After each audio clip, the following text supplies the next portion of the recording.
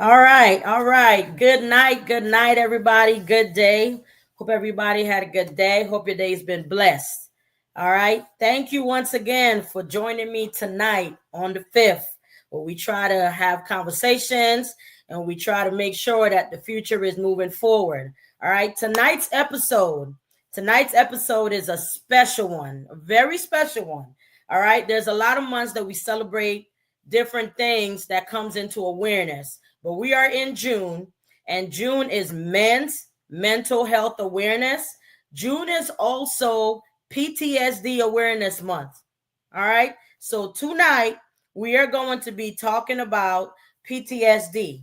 All right. Tonight's conversation is not just going to be about trauma. Okay. It's going to be how you cope with PTSD, how you grow through PTSD, and most importantly, how you do not let your struggles become other people's struggles. All right. So tonight's episode has a long title, but it is worth every single word of what I say. And it is worth every single word of my special guest that I'm going to have joining us tonight.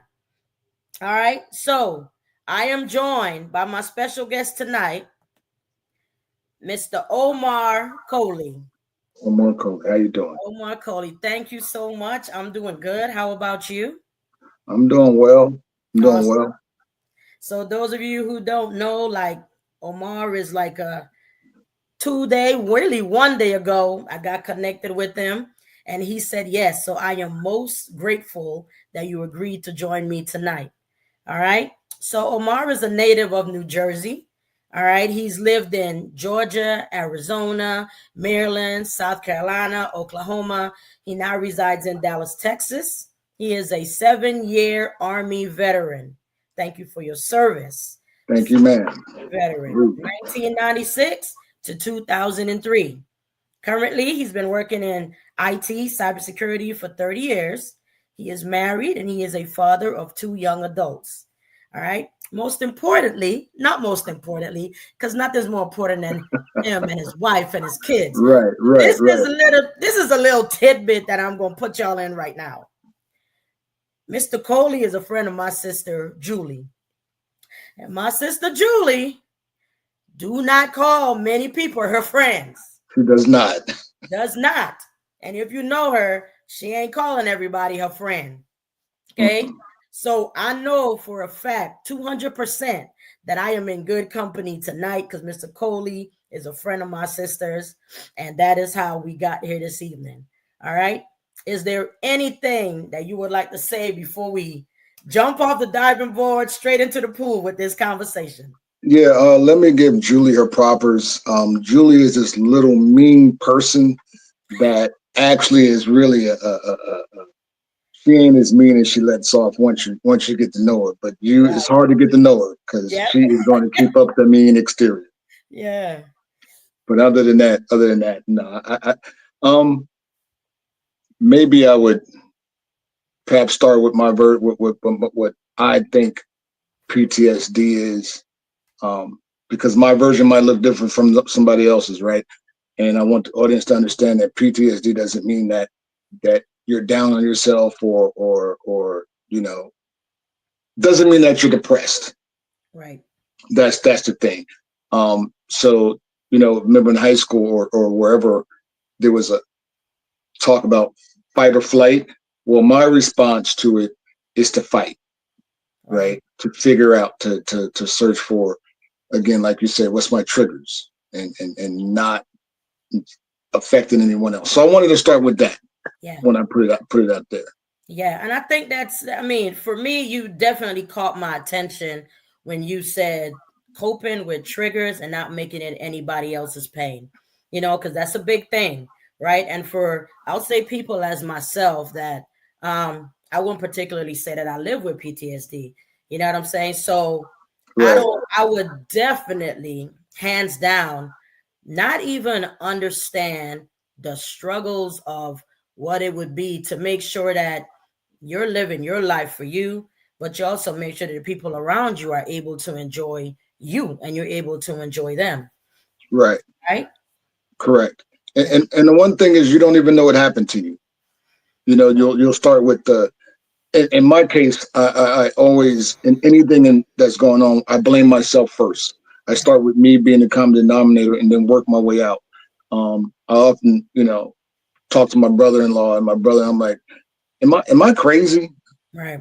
Right. for thinking this way? And I'll kind of explain it to them. They're like, nah, you're not. And I'm like, okay, well, that's what I lead with. So, um, you don't know that you're even being affected. You don't know that that thing that happened to you when you were 12 is Right. still bothering you now. You don't, I lost quick. I lost my dad when I was very young. I was 7. He was murdered, and my mom has had her own issues, and God rest her soul too. So I've had to deal with stuff, Sure. and but again, my stuff ain't no worse or better than anyone else's. So my Right. stuff is mine. That's kind Yeah. of what it after I did the work. I was like, no, my stuff is mine because I can talk to somebody else and be like, man, your problems ain't ish, Right. right? Right. So so mine are mine, and so you don't know that you're dealing with that. You Yeah. don't know that because that's in your mind or in your thought process that it's affecting other things that you're trying to do or doing. So that's kind of how I deal. Again, I go back to I fight. Yeah. You're a Right. I don't fighter. I don't retreat. Yeah, I don't Right. retreat. Right. So let me ask you this: when you talk about it's yours and you own it, which is important because, like a lot of things, if you don't own it, and like you said, you fight. You can't fight what you don't own. Okay. Hmm. And that's just how I see this. So when was the point where you realized, like, I'm suffering with PTSD and I need to pay attention to the way I maneuver in this world and how I maneuver around other people, or I got to check my thought processes and the actions that might come because of what I'm going through. Um, because I'm really comfortable in any situation, but I would notice like I would get agitated Right. um about things. I'm like, basically, WTF a Yeah. lot, Yeah. like a lot, Right. like you know, so there's no dumb questions, right? So we'll be sitting in a meeting, and then that's another part is understanding my own intellect part of it because I'll get there.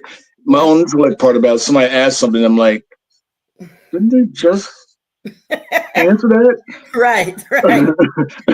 that? But then I would see that kind of me being short in other aspects of my life too, personal aspects, and I'm like, yeah, I probably was a little too short there, Right. um, snappy or Mm-hmm. whatever the case may be. I'm Mm-hmm. like, okay, let me see what this is about. Right. Why am I here?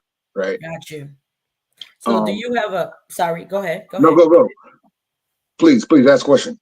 I might So I was ramble. going to ask, like, do you have a situation that you can pinpoint to bring it to life that you don't mind sharing, or when you find yourself like being snappy or noticing, whoa, whoa, whoa, whoa, something's going, I got to check myself right here. Well, the reason why I was stationed in Maryland for 9/11, so I Okay. was probably 70 miles away from the Pentagon. My office was actually um, a coop site. Basically, what a coop site is when something happens at one site, everybody will come to this site. So Okay. we were what you call a warm site. So everything that they processed, at the Pentagon, we processed at our site, Mm-hmm. but we were the backup in case something happened. Well, Right. obviously something happened. Mm-hmm. For sure. Um, um, and anybody that was serving remember that day vividly. So when that happened, we had to obviously we were on high alert, and we were underground for 5 days, Wow. right? But in that time also, so when 9/11 hit, I was supposed to get out in 11 more months. Mm-hmm. Um, and again, my mom was dealing with health issues and whatnot, and Mm-hmm. um, I had job lined up. I had everything set to get Right. out the following July after 9/11. Mm-hmm. So also at 9/11, people that I wasn't intimately cool with, but like people I had worked around had gotten killed Hmm. in the attack on the Pentagon, right? So it was like wow, because as a service member, you're like wow, that could have been me easy, because we operate at the whim of the government. We go where they tell us to go. Indeed. Um, and whatever the mission is you hope you come back home. But anyway, Hmm. so that was all those things were happening at the same time, and I remember 9/11 is September. Um, April is I'm starting to do my out processing. Like, hey, I'm at the meeting to these are your benefits and these are the things you want to check off. Right. And I remember, I have to go down to Washington D.C. We're in the room. It's probably 60 or 70 of us. Oh, wow. We're like all excited. I see some people I went to basic with. I'm like, hey, we're getting out, da da da, right? Right. Right. You got a job lined up. I got one, da da da. Right. So we're in there and they're calling people out, and then they kind of come in and they say, the following MOSs, you are hereby stop lost.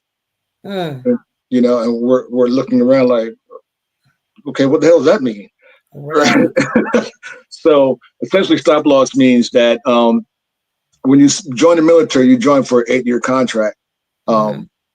Right. Your contract. I'm sorry. Your contract is 8 years. You might sign up for 3 active, but you still have 5 remaining. Right. That's the fine print. So I still had 2 remaining on my contract. Uh-huh. Um, and stop loss basically said that, yeah, we can hold you indefinitely because we need you. Wow.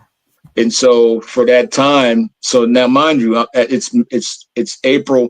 I'm supposed to be getting out in July, which Uh-huh. means I really would have been leaving in June with my Right. leave and all that stuff.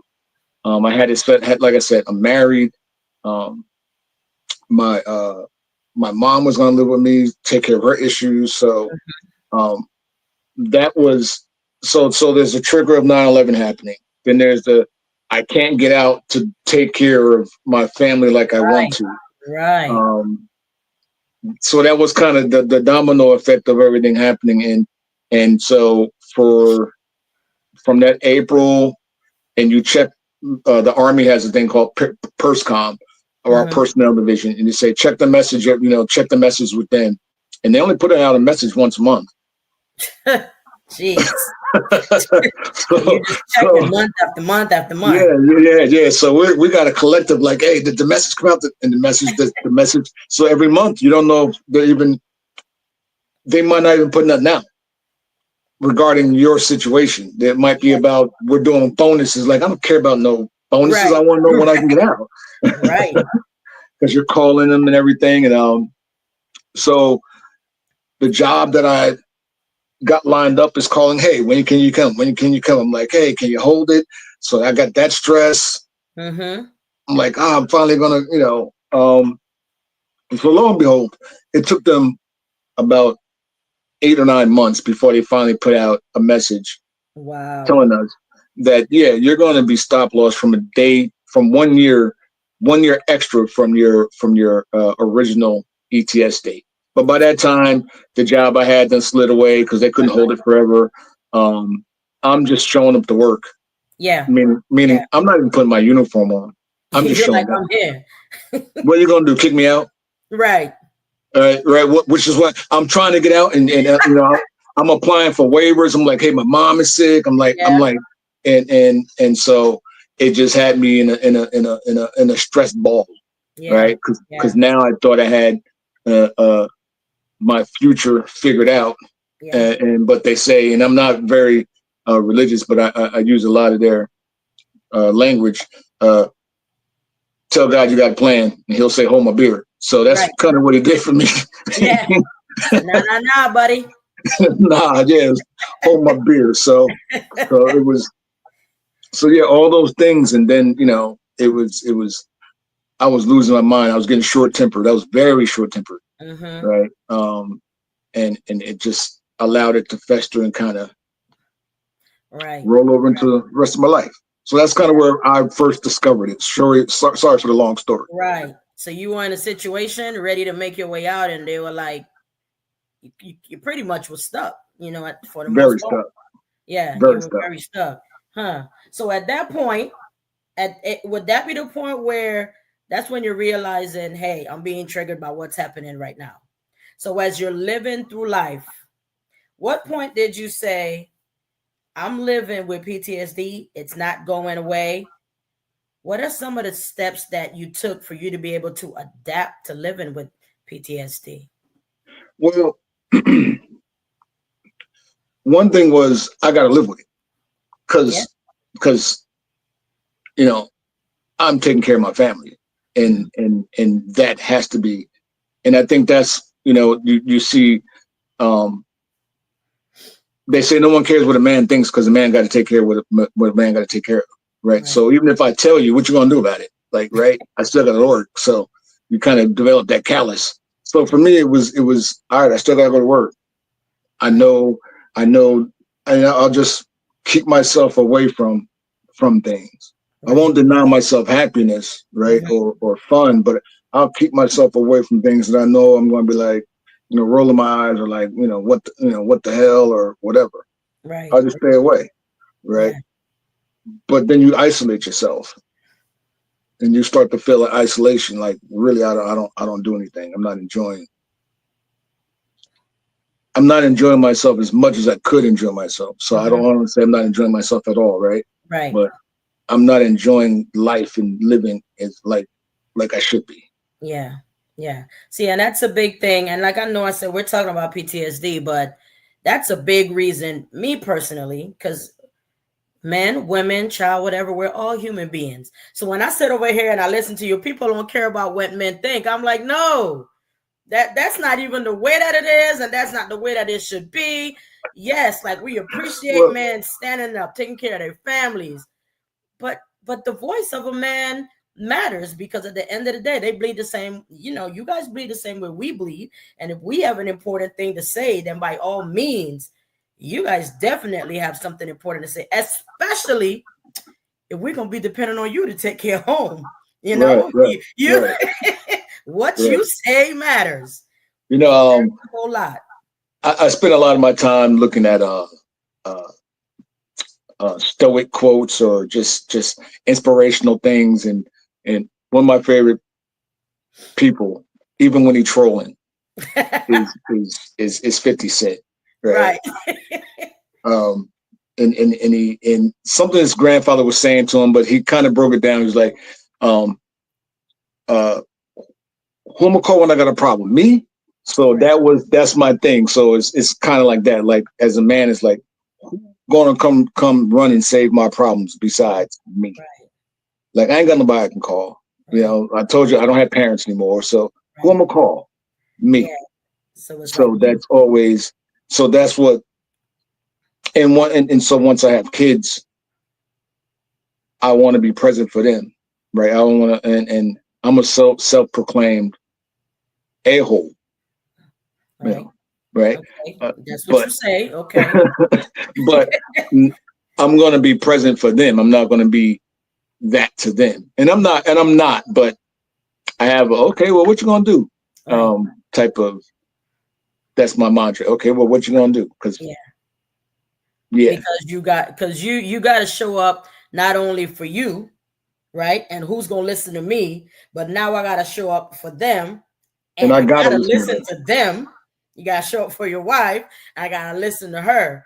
And which is a lot of what we see or hear and talk about with men. And honestly, you're saying exactly what the you know what it is. The everyday language is. Who do men run to? Besides some having really good friends, I think Correct. even some men that have really good friends still feel like they are really in this boat. Like when it gets to a real problem, I think, and I'm gonna say I think, you can correct me. I think a lot of men feel like it's on me. I gotta fix it. Yeah, and a big part of that, and if you remember what I would ask my brothers is, am I crazy? Right. Right? Because we don't want to be, we don't want to feel like we are crazy, Hmm. right? Because we might have a thought that's outside of the published norm, right? Right. Right. And the reason why I say publish because there might be more people that are thinking what I'm thinking, but they don't feel like they can make it normal to say it. Yeah. Yeah. Right. That's understandable. That's understandable. And so when you talk about people wanting to make it normal, okay, and I'm gonna ask you this. When you are uh do you ever feel like people that understand your situation and where you come from, do you feel like they do things to make you feel like I get you, I understand you, so that you don't get that am I going crazy type of thing? Or am I the only person to understand what's happening here? Do you feel like people sometimes go out of their way to not make you feel that way? So I only care. I don't care. Okay. I'll start with that to a Hmm. degree of the people that know me, Right. and the people that don't. Right. And it's fine if you don't know me because I don't know you. Hmm. I Right? get We that. don't. We can be friends and not have that level of intimacy. Right? Hmm. Um, to know deeper than, hey, that's the guy I golf with. I don't need to know Right. more about him than Right. he's a golfer, a banker, and we show up every Saturday. Okay. The people, um, but if him and I, or if me and that person, as men building, building that bond, Hmm. brotherhood. If we Hmm. decide to go further, then that's cool. It'll be organic. Right. Um, Otherwise, we're cool. We're cool with just knowing this much about each other. There's I see skits and stepping off for a second. I see skits where um, a woman will get news from her girlfriend and know everything, Hmm. and then the man will get news from his homeboy, and his wife like, well, what did he say? Yeah, he said his wife was to be like, well, what happened to her? I don't know. He was in an accident. She said he was in an Right. accident. Well, how many people? I don't know. He said she was in an accident. Like, Right. But that's so true. so that's kind of what I'm trying to describe is I'm cool with us just being associates. We don't have to be Right. comrades. You know Right. what I mean? And my comrades, they help me. Now they'll be like, bro, you crazy as hell. And I'll be like, all right, I'm cool with that though. Yeah. Because I'm, it's all love. it's all love, right? Right. Right. Right. It's all love. That's cool. All right. So when you are around just everyday people and there are things that would set you off or trigger you, right? Is there a time where I don't want to say, I want to say like it's kind of like measuring progress. So let me change this question a little bit, right? So it's kind of like, do you go through and do you wake up every day saying, I know I was like this, I'm here, and eventually this is where I want to get to in the way I deal with certain situations, right? Are you measuring your progress in that way, or are you really just like you said, if I know you, I know you, if I don't, I don't, and I don't care really how I come across to people? So how do you measure your healing? How do you measure your adjustment, and as you progress through, just like you said, not wanting to make sure your PTSD and your triggers get into somebody else's way? All right. No, I really don't care. I'll Okay. start there. I really don't care. Um, I I know I'm all right, right? And I'm going to be all right because I'm going to continue to work at being all right. And work, Like. the work could be I'm gonna just sit on my back patio with a cigar Mm-hmm. and look at the sky. Yeah. I'm Yeah. at peace. Yeah. Um, so that I was going to say something that slipped my mind. I told you I can lose my train of thought real easy. But every day, this is what I want to say. Every day, I want to punch somebody in the face. Mm-hmm. Right. Every day, I want to say, motherfucker. Like Yeah. really. Like Right. every day, I want to do it. Right. The hardest work at this point. One, I work remote, right? So I Mm-hmm. can make all the faces I want to. Right. But when I do have to go in public, the hardest thing is making sure I don't show up my face Right. because I Right. can be quiet. Mm-hmm. I can Mm-hmm. sit in the back of the room and be quiet. That's easy. Mm-hmm. But not showing it on my face is the hard work because I Yeah. don't really have to do it. Right. So do you do is it like different triggers give you a different feeling of how you want to express it, or a trigger is just a trigger. However I feel, any five different triggers to give me the same exact response.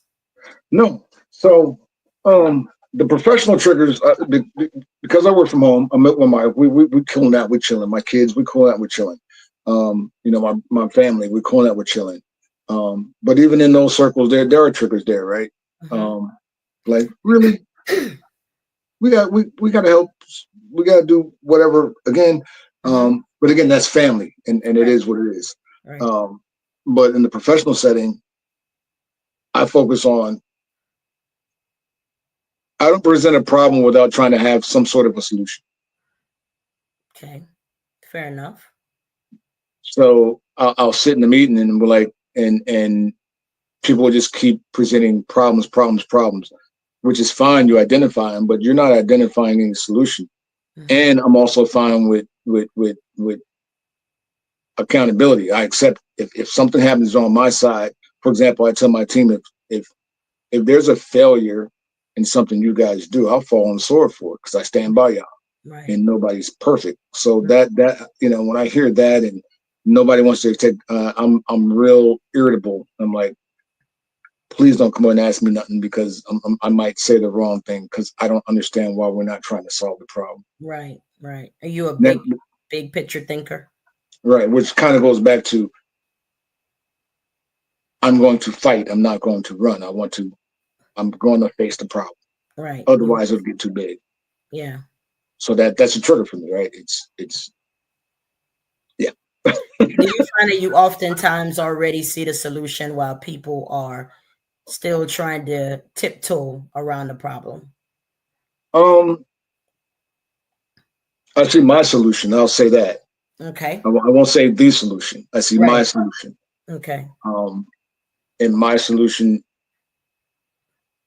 again, I accept mine might not be the best, but it's my solution, and Right. that's how I would handle it, Okay. right? Um, so that's my answer. I see my solution. Right. Right. And you see your solution for you. And you're accountable for what, if your solution is the right one or if it's not the right one. Correct. Yeah. Okay. Correct. But something's about to happen. Yeah. Something has to be done. Right. I'm not right. I'm not going to sit and debate it for. It's I have option A, option B, and maybe a mitigation between the two of them or something. Right. But Something. I don't have time to sit here and wait. Yeah. Yeah. Do you do you I'll ask it a different way. What do you feel is people what do people often misunderstand about coping, people that cope and adjust and live with PTSD? Let's say Um, workplace and let's say home. Say again. If you can, what is the biggest misunderstanding about it?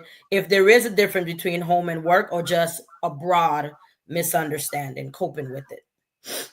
I think they see us all as invalids.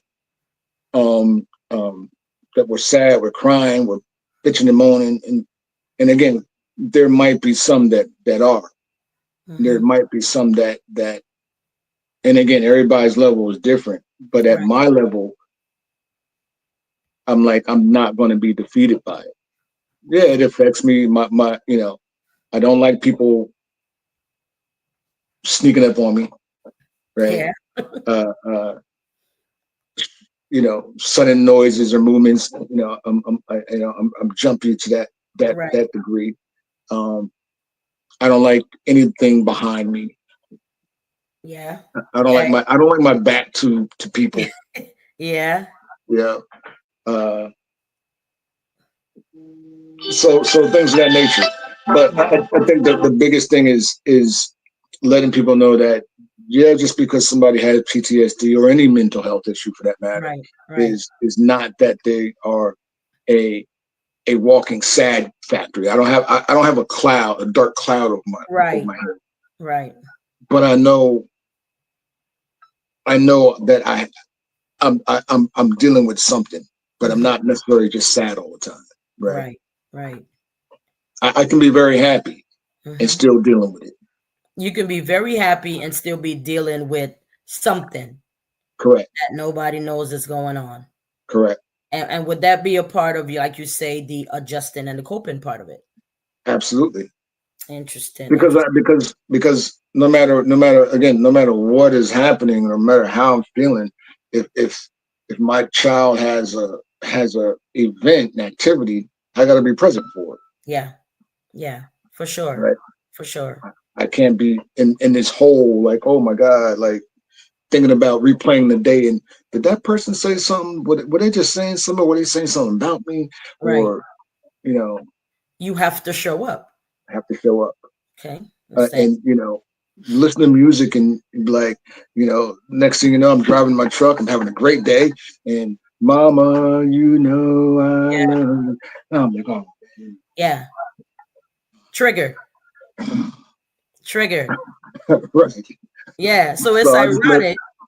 Yeah. It's ironic that you said that. It's ironic because I want you to talk about like understanding like triggers. And I know you already said when you started to learn it was earlier, but would it be I mean, there are no dumb questions to me. No, there does a trigger have a feeling, like physically and emotionally? Does triggers have a feeling? Some of them have emotional. Some of them have emotional. A lot of them.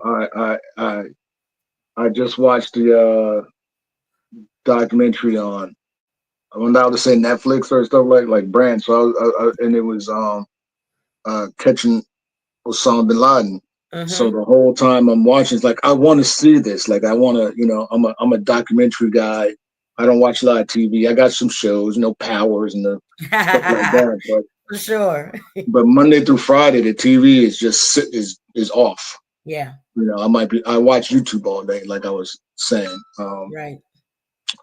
But no, say the question again because I just lost myself in my thoughts. Do you feel like the triggers have a physical or emotional feeling? So you said emotional.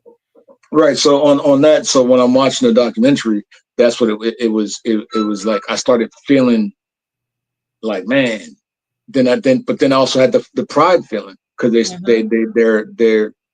talking to the service members that had something to do. Then I get to the sad part because they're showing the service members and people that got killed in 9/11. Yeah. So I'm having all of those emotions, and people are like, oh, that's just natural for TV. Yeah, but I lived it. Right. Like I lived through that episode. Right. It wasn't. It was personal to me when that thing happened. So yeah. So that's but so yeah, it'll trigger emotionally. It'll trigger and when my mom passed, I guess in 06, so 3 years after I got out, and you think, well, what if they would let me out when I was supposed to get out? That's a big thought. Right, because at the end of the day, she died of medical complications, but it was sepsis. So had I got out when I could have and been able to take care of her, would she have ever had complications? Yeah, that's a big thought and a big question. Right. Yeah, that's a big one. So I know, listening to you and talking to you, I know there are absolutely things that are going to trigger you. But are they triggers that you've had before that don't even trigger you now? Repeat it, please. I'm sorry. I had a message come at the same time. No, it's all good. This is real life. So I said, I know they're listening to you talk and watching the documentaries. There are things that are absolutely going to trigger you. Have you found that there are triggers for just for me to explain it better? And you're a grown man, but are they triggers that you felt like I've grown from that? No, I still feel the same way, but the stuff I always feel the same way about. Okay. Yeah, I mean, it's a question that I wanted to ask because I'm like, are there some things that are like, I remember that would have made me feel like this once upon a time, but I guess with the time, so I still feel the same way. Yeah. But with the time, I don't react the same way. Okay. Like my feelings the same, my reaction might be different. Right. Right. I So still that feel for the me same. goes back to when I was asking, how do you measure it? Yeah. And for me, that's like a measurement right there. I still feel it, but I ain't firing off like I used to fire it before. So yeah, that's growth. That's Yeah. growth. And that's awesome. And I applaud you for that. I applaud you for being able to say that, most definitely. I applaud you for that. And I was gonna ask you, like, when triggers does show up, what strategies, and I wanted to ask, when I heard you say you don't really watch TV, Correct. do you think the watching TV is a strategy so that you can stay grounded? 100%. Okay. Yeah. I want to say this the right way. Say it A how you whole want. lot. If you need to clean it up, then clean it up. Right. Because I know what I am and I know what I'm not. And I'm not what somebody might construe what I'm about to say. Mm-hmm. I'll go this way. My brother-in-law, he watches Westerns all day, every day. Mm-hmm. That's his thing. Yeah. And I remember growing up watching the John Waynes and everything. And we know what Public Enemy says about John Wayne, right? Yeah. Yeah. Okay. So when I learned, and so living in Oklahoma, my nephews are Native American, right? Okay. So I'm kind of in their culture, not trying to be their culture, but I'm kind of around it. I'm like, wait a minute, the bad guys are the Cowboys, Mm-hmm. right? I can't watch this no more Right. because Right. I'm realizing it's kind of like the wokeness is like, I'm realizing, wait a minute, that story is not right. We're watching this show, but it's completely backwards from what's actually happening. Right. You Cowboys are terrorizing these Indians. Mm-hmm. So you put that on other TV shows, the concept of the reality of things. I'm like, that ain't how life really go. Right. It was fun watching those shows when I was younger and not woke or whatever, but Mm-hmm. yeah, I'm all right.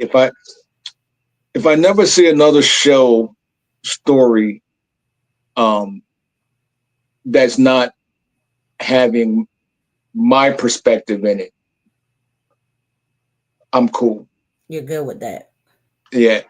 Yeah. So I'm trying to say, if I don't have to see another show about the Wonder Years, what it's like growing up as a young white kid. I don't need to see another show, the Brady Bunch, what it's Right. like growing up with a mixed white family. I don't need, and there's enough TV. Most of TV is just that, and I'm like, I'm good. Yeah. Yeah. Because you're like, I'm good with what I know is the reality of what the reality is. Right, You right. know?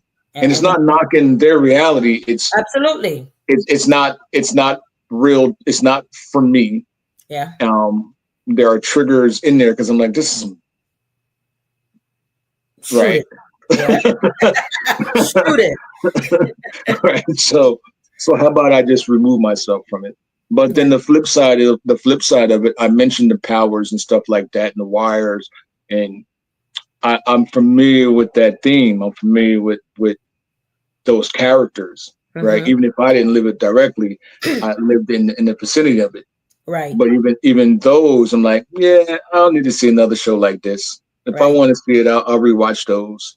Yeah. Because I'm looking for the true experience of who we are.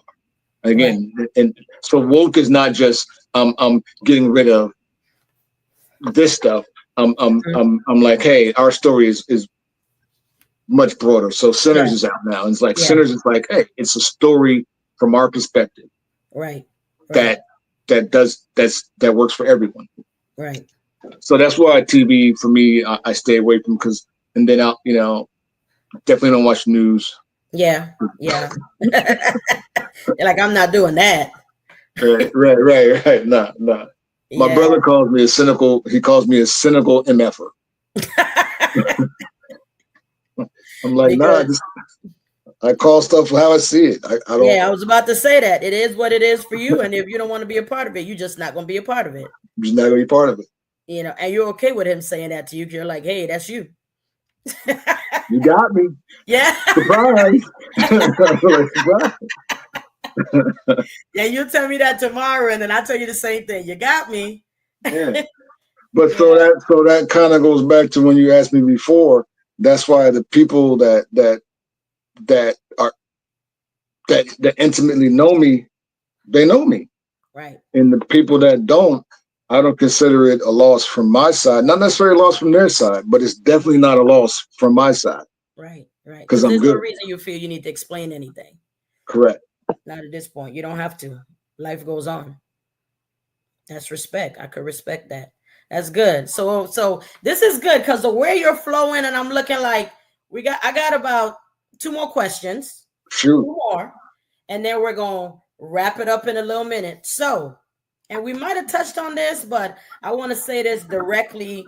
How do you communicate with the people in your life about your boundaries and your needs? Because they're living with you, they know you, they matter to a certain point. Uh-oh, he laughing. How do you communicate that? So I'm discovering I got some good friends, and they'll ask me. They're another couple. They'll ask me.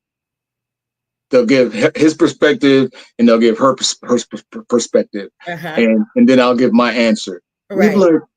like, mother, that's a good answer, but you didn't choose a side. I said, I'm not trying to.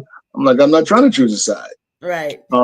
And my nephew, my nephews, I give them, a lot of advice. They call me whatever. And he'd be like, they call me Uncle Mar. My name's Omar, but when they were younger, they couldn't say Omar. They would say Mar. So they'd be like, Uncle Mar never tell you the answer. I'm like, I'm not here to tell you the answer. I'm trying to give you perspective, let you see the whole problem. Right. So basically, my people understand that I'm not putting myself in nothing that ain't got nothing to do with me. Mm-hmm. I help where I can, but I'm not making the decision for you. Have you always been that way? I have a hard enough time not a hard enough time. I have enough decisions of my own to make. Okay. I don't want to take on yours, Right. Okay. but I will give you advice. I will tell you what I can see Mm-hmm. based on what you're giving me. So Yeah. that's kind of back to I'm offering my solution. It's not necessarily yours, Right. but it's mine, Right. right? But if you take my solution and it doesn't give you the result you're looking for, even if it's positive, even if it comes out right, but you were hoping for a higher dividend on that, Yeah. now I'm the bad guy. Man, I followed your advice. I only got $5 versus 10. Well, if you had your own plan, you probably would have got the 10, but Right. I But wasn't don't that be mad at invested. me. Yeah. Yeah, don't be mad at me. Don't be So, mad at me. so I listen to this. This is not one of the two questions I wanted to ask you. The Omar before the 9/11 and your mom passing and your mom being sick, was he different from this Omar? Did your perspectives change because of triggers? Or did you personality, not perspective, did your personality change? Were you a different person before realizing, hey, things are triggering me and I am living with PTSD? Were you a different person? No, Okay. no. Um, I can be the life of the party. Yeah. Be very clear. I can be that person. It's not my natural, right? My natural is I'm an asshole. I'm gonna just pick with you and I'm gonna talk. That's how me and Julie work. Yeah. Yeah. Y'all just got each other. So that's how we work. It's I remember when I first come in the building and we start working and I could tell she's kind of like I'm like, oh, she's a little mean person. But like I'm like, yeah, I don't care. Right. You're the person I'm gonna come to for questions. And I came to her for everything. To the Yeah. point she was like, you want to go to lunch? I'm like, yeah, let's walk over to lunch. Y'all funny. That's all I can say. Y'all funny. Yeah. So, um, but yeah. So yeah. No, my perspective changed a lot, Yeah. but who I am, and I won't even say my perspective. I've always had I ain't got nobody to call. Mm-hmm. Like even when I had people I can call, I had nobody to call Right. because I've never wanted to be a burden to anybody. Yeah. Yeah. That's Right. true. Um, I come stay with you. You let me sleep on your couch, whatever. I don't even want you to know I'm there. Mm-hmm. I want to be like, hey, why are you always sitting out in the backyard? Cause I'm good. Y'all in the house, that's y'all house. Right. I'll come in when it's time to go to sleep. Right. I I'm taking out appreciate the it, but I'll stay trash. out the way. Huh? I say I appreciate it, but I'll stay out the way. Yeah, I'll stay out the way. Yeah. Like I'm gonna be over here. I'm not bringing nothing extra to your house than what's needed. So Yeah. I'm not gonna ask you to speak for everybody, but I'm gonna ask a question like you're speaking for everybody. Did you could you pinpoint your kids as they were growing up trying to learn who you are? no, Okay. and it's weird. So the problem I have with my kids right now, and it's not a problem. It's I'm looking at myself. Hmm. So the they're great. My kids are great. Yeah. Boom, boom, boom. They got full academic scholarships. My daughter just graduated computer science, so I'm gonna clap for them That's for a what's little up. bit. That's what's But up. Congrats to her. yeah, it's I'm the battery, but they did the work. It's all their Right. work. I won't take their glory. Yeah. Like my son doesn't. He don't talk a lot, Mm-hmm. but he'll hang around me. Yeah. He ain't talking a lot. You laugh. But I want to be mad. But I'm like, I was kind of the same way, Yeah. right? My daughter, um, no holds barred. She gonna tell you what's on her head. Boom, boom, boom. I guess the best thing I could describe her is Maggie from The Simpsons. Oh yeah, Yeah. super bright. She gonna speak her mind, and she gonna keep it pushing. Right. If it affected you, sorry, it was the truth, Yeah. Truth and she hurt. going. Yeah. So, um, but I kind of got that in me too, right? Yeah. Yeah. Um, I don't operate from malice. So for my kids, no, they know who I am because I made it. I was so passing on the pain, right? That's the part we're talking about. Uh-huh. Is I wanted to be very clear to them that who I was and what I was about and what I thought to the degree. I remember giving them a whooping. We were going to get pizza to get. They was fighting in the car. They might have been 5 and 7, and I was, I'm old school. I'm James. I'm James Evans. Get the hell out this car. Da, da, da, da, da. And I was about to whip him. I was like, you know what? My kids are too intelligent that if I gotta whoop them, I should be able to talk to them, get what I'm trying to Get your point across. get my point across. And Yeah. from that moment on, never threatened them with a whooping. But I also gave them free reign to Mm-hmm. say what's on your mind. I'm Mm-hmm. gonna listen to you. You Right. still might have to do what I tell you to do, but Right. I'm gonna listen to you, Right. right? Because I never wanted them to be in spaces where they couldn't. If you can talk to me, you can talk to anybody. And I so hear that. that was kind of the thing. Yeah. They were in training. Training Yeah, for they the were in real world. training for the real world. So if you can Training for talk the to me and your mom, you can talk to anybody because we're real. the only ones that can whoop you. Yeah. Right. True indeed. True Yeah. indeed. I like that. I like that. So here's some final things. What advice would you give to someone about trying to be accountable um while managing PTSD or what they deem to be trauma? Do the work. Like it's not. You're not gonna defeat a problem by turning away from it. Right. The wall is still there. You got to hit it with what you got. Yeah. Yeah. Maybe you get lucky. You got a sledgehammer. Right. One of my favorite movies, the Shawshank Redemption. He Mm-hmm. dug his way out of prison with a little chisel hammer. Yeah. Took him 20 years, but he got through it. Right. So it's kind of like just do the work, Yeah. No matter what. no matter what. Yeah. What gives you hope? What gives you strength? So I'm gonna stick with the past on the pain. I wanted to make sure that everything that I had to go through in my life, that my kids, because they don't, my daughter tell you, well, I didn't ask to be here, so you got to pay for everything I want. Like my happiness is directly from you because I ain't had nothing to do with this.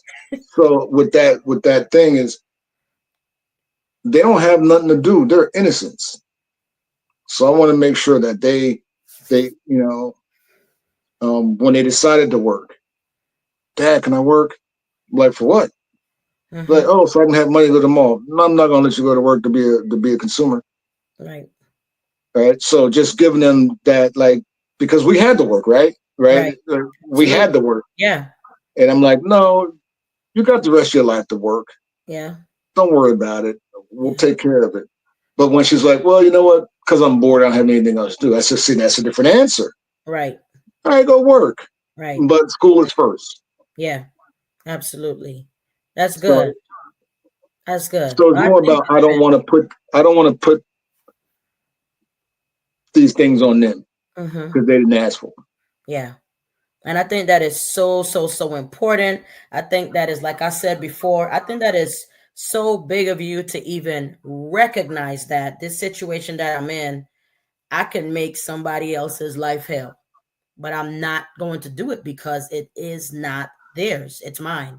And I own it. And I think that's important. And like you said, just listening to you, I think it's a big reason why your kids have been able to be successful Correct. because you've allowed them to live in their own space and not make your trauma, your PTSD, you didn't pass on the pain whatsoever.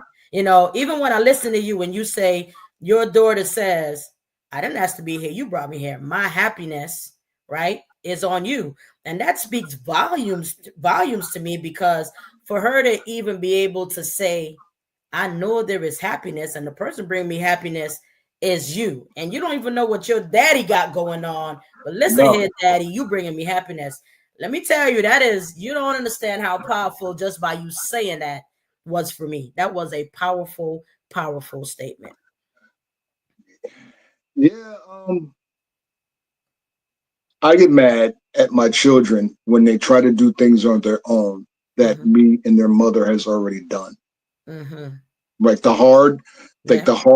whatever the hard in life is, right? Yeah. Whether it's applying for your first car loan, getting your first apartment, buying furniture, whatever the first hard is like, you could have just called me and I ain't paying for it, but I would at least walk you through it. You didn't have to go the hard way, For sure. For right? sure. And that's my best quick example. Yeah. Um, yeah, you don't have to go. So I get mad when they go through the hard when they Yeah. don't have to. Me and mom did it already. Right. And I think that's just a great response to what good parents do. Yeah, That's exactly what this says to me. This is why I came before you because I want to make things better for you. And if I can make it easier, I will. It doesn't mean you're going to learn in the process, but I'm here to make it easier and I will do so. Right. So I absolutely. can say that I have final thoughts about this episode that we've come here together. Right. But I am going to give you the floor for the final thoughts before we leave today.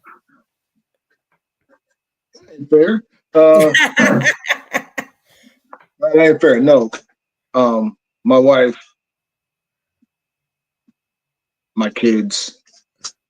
Um, I think I'm strong on my own, but my wife and my kids, well, they're my locks. They're my Samson locks, Mhm. so to speak. Right? Ooh, ooh, Because I can fail for myself. I right. can live in a box, be Yeah, I. yeah. I can't. They can't. They didn't ask for it. Hmm. So when I'm feeling like I got a bad day, Hmm. um, they gonna pull me through, Yeah, push me through. yeah. So yeah, I give all credit to them, my That's wife, my kids. awesome. And I didn't That's mention my wife a lot. I didn't mention them a lot, but yeah, it's everything is really. And I know I mentioned my kids earlier. It's hmm I'm having a kid. Like they depend on me. right. That's So awesome. there you go. Thank you. Thank you so much for joining me on the fifth, Mr. Omar Coley. You've Glad been I could be here. amazing. You've been wonderful. And thank you for coming to speak on this topic because you did it justice. There's not enough research I could have done to do this justice today. So I thank you for showing up. I thank Well, you. thank you. I don't consider myself special in no kind of way. Um, I just believe in doing the work, Yeah. whatever it takes. And on that note, I like that he just said, do the work, whatever it takes. Do the work. No matter how long it takes, you got to do the work. I thank you so much. And you are special. You are my special guest today. I appreciate it. Thank you so much. Absolutely. All Ladies right. and gentlemen, I thank y'all for joining us today on the 5th. Mr. Omar Coley. Thank you so much. Thank you so much. Thank you. And All right. I hope you've had a good time and you'll come back another time. I did. It was an interesting conversation. Thank you. It was cool. Enjoy your evening. Have a good night. All right. Take care. Bye. Bye.